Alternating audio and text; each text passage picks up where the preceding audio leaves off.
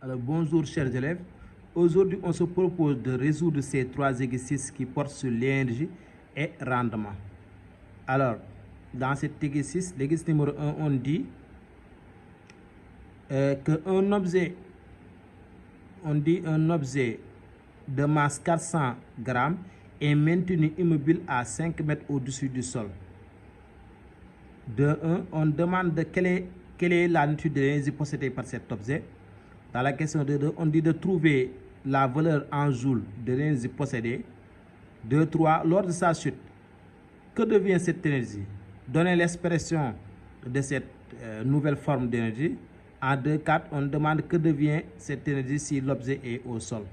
On donne donc G, l'intensité de pesanteur, qui est égal à 10 Newton kg moins 1. Alors, toujours, dans la question, on dit qu'un objet de masse 400 kg est maintenu immobile à 5 mètres au-dessus du sol. On demande quelle est la nature de l'énergie possédée par cet objet. Donc, l'énergie possédée par cet objet, c'est l'énergie potentielle de pesanteur. Alors, pour rappel, nous avons trois types d'énergie, à savoir donc énergie potentielle, d'accord, de pesanteur, notée EP, et vous avez aussi l'énergie cinétique, et vous avez l'énergie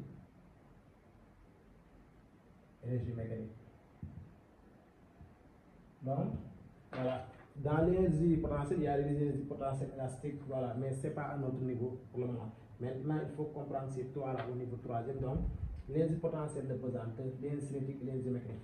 Maintenant, quand un objet est suspendu à une hauteur h au-dessus du sol, ou bien donc au-dessus du sol, naturellement, donc on parle de l'énergie potentielle de pesanteur. Maintenant, par exemple, si l'objet est relâché maintenant, s'il fait une chute, donc il a ce qu'on appelle l'énergie cinétique. Il se déplace, donc il est en mouvement, donc on parle d'énergie cinétique. Maintenant, l'énergie mécanique, c'est quoi? C'est la somme de l'énergie cinétique et de l'énergie potentielle de pesanteur. Donc, EP, l'énergie potentielle, donc, son expression c'est mgh. Donc, c'est le poids de l'objet multiplié par la hauteur h. L'énergie cinétique, donc, c'est tout simplement 1 demi de m v carré, c'est-à-dire 1 demi de la masse de l'objet, multiplié par le carré de sa vitesse. Maintenant, l'énergie mécanique, c'est EM, c'est égal à l'énergie cinétique plus l'énergie potentielle de pesanteur. D'accord? Donc, ici, maintenu immobile à 5 mètres au-dessus du sol, la nature de l'énergie possédée. Donc, c'est de l'énergie, on va dire c'est de l'énergie potentielle de pesanteur. D'accord? L'énergie potentielle de pesanteur. Ensuite, dans la question numéro 2, on dit maintenant de trouvons la valeur donc en joules. Donc l'unité de l'énergie c'est le joule. Donc trouver la valeur en joule de l'énergie possédée. Donc de l'énergie possédée, d'accord? On demande maintenant l'énergie. Donc l'expression de l'énergie, on a dit que l'énergie potentielle de pesanteur, donc c'est tout simplement mgh. Maintenant avec quoi? Avec M, on a donné c'est 400 grammes. 400 grammes, on est en physique.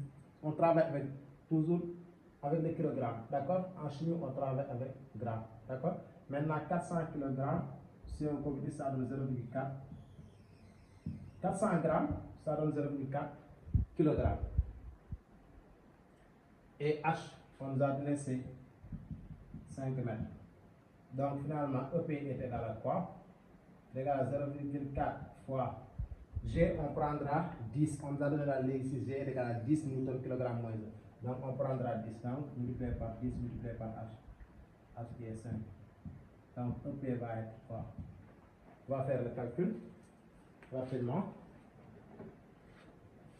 on va faire le calcul, on va faire 0,4 multiplié par 10 multiplié par 5. On trouvera 20. Donc on trouvera 20 joules. D'accord? Donc EP est égal à 20 joules. Voilà. C'est ça donc l'énergie potentielle de pesanteur. Maintenant, dans la question 2-3, on dit lors de sa chute, hein, que devient cette énergie? Lors de sa chute, l'énergie devient maintenant l'énergie cinétique. L'énergie potentielle va devenir l'énergie cinétique. D'accord?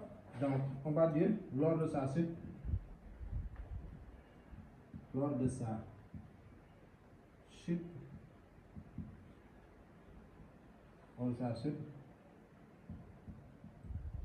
l'énergie